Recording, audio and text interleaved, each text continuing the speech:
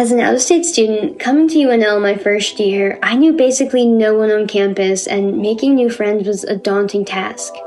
But I stepped out of my comfort zone and to try and make friends, and stepping out of there led me to the UNL Women's Ultimate Team, the Cuddle Raptors, and the Architecture Fraternity, Alpha Rho Chi. Both of these organizations really took me in my first year and gave me experience and knowledge, whether it be teaching me the rules of Frisbee or teaching me the ropes of architecture school, and just learning from everyone around me. And all of my friends have something different to offer, some in my same major, some out of my major, some on the team, and everyone has a different perspective to share. So meeting new people can open so many new doors and lead you down so many new roads. So just don't be afraid to take a chance and do something